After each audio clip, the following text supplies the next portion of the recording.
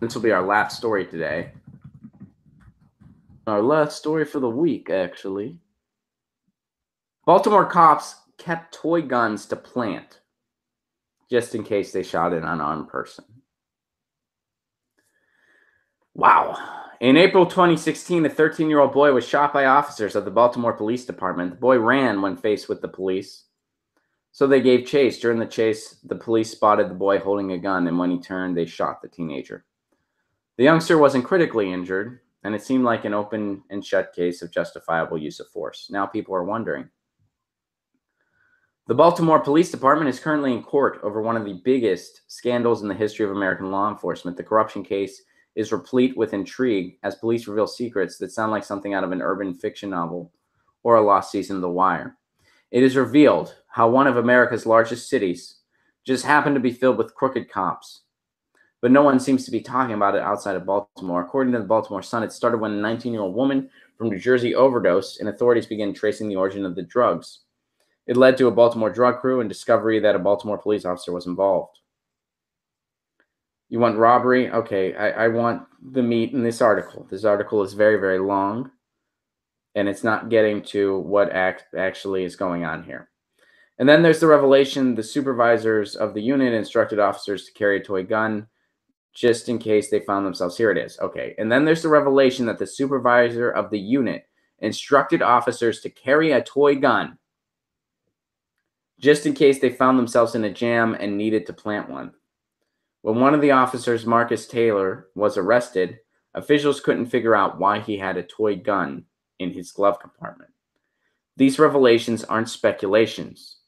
6 of the 8 indicted officers have agreed to cooperate with federal law enforcement agents and are testifying in open court. An officer who was scheduled to offer evidence against the crooked cops won't get to do so after he was mysteriously shot in the head with his own weapon the day before he was set to testify. Or maybe Baltimore is indicative of police departments all over the country. It's not just Baltimore cops, it is cops. They will shoot in the face in front of your infant daughter. They will choke you to sleep for selling cigarettes. They will choke you to death for selling cigarettes. Allegedly selling cigarettes, by the way. We're not even sure that's exactly what he was doing at that time. We'll never know for sure. They will shoot you in the back for walking away, and they will get away with it so often that we are shocked when they are indicted. That's the real story. It's a good article. It took a while to get to the Baltimore cops carried toy guns to plant on people they shot. A trial reveals one officer involved in the city's massive corruption scandal said officers kept the replicas in case we accidentally shoot somebody, hit somebody, or get into a shootout so we could plant them. Last week, the beginning of an explosive corruption trial involving 8 members of Baltimore's elite gun trace task force revealed that a handful of Baltimore cops allegedly kept fake guns in their patrol cars to plant on innocent people.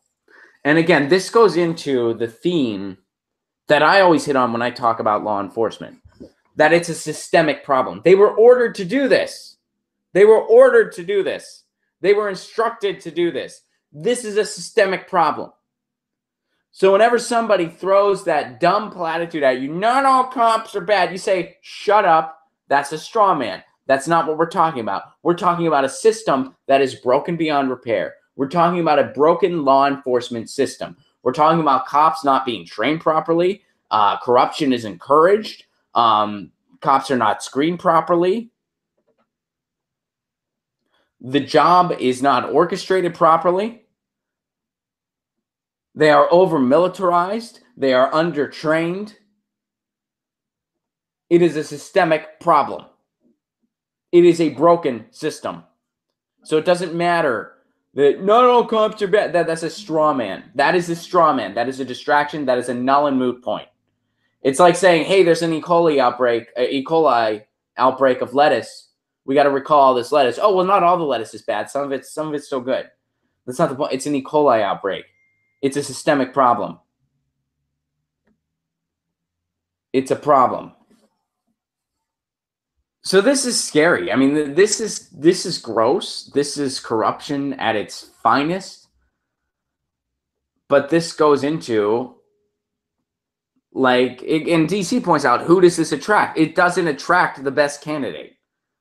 The problem with our law enforcement, this systemic problem, we don't get strong candidates as a result of that. We get overgrown bullies that want to kill people. That's what we get with most cops because of the systemic problem. So it doesn't matter. I'm sure there's some people that get into law enforcement for the right reasons. And then you know what happens to them most of the time? They leave. They leave.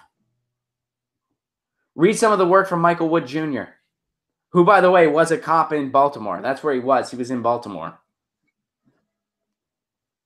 A lot of people that they were in it for the right reasons, and they quickly got corrupted or they got out. It's a broken system. Lucy is concerned. Lucy is concerned about the broken system that is law enforcement. So, guys, I guess that's the message to end on here. Recognize the difference between a systemic problem and an isolated incident. Corruption in our police is a systemic problem, not a collection of isolated incidents. And whenever somebody tells you, not all cops are bad, you tell them that. Be like, this is not an isolated incident. This is a systemic problem. Hey guys, thanks for watching. That was a clip from Get Your News On with Ron, the world's first viewer-curated streaming news show. What does that mean? That means I log on to a stream and people tweet me articles over on Twitter at Ron Placone, or they use our Reddit subsection, which is just Get Your News On with Ron over on Reddit. And that's how we build the show. I'm seeing all these articles for the first time. We are literally getting our news on together. Follow me on Twitter at Ron Placone so you can participate. And this show streams live every Tuesday through Friday at 10 a.m. Pacific Standard Time. So please do tune in. If you want to support this show, you can do so over on patreon.com/Ron Placone, where for as low as $1 a month, you get access to exclusive podcasts every week, exclusive videos, free tickets to shows when I'm performing in your town, and more for as low as $1 a month. Please do consider it. Thank you so much for your support. This has been Get Your News On with Ron.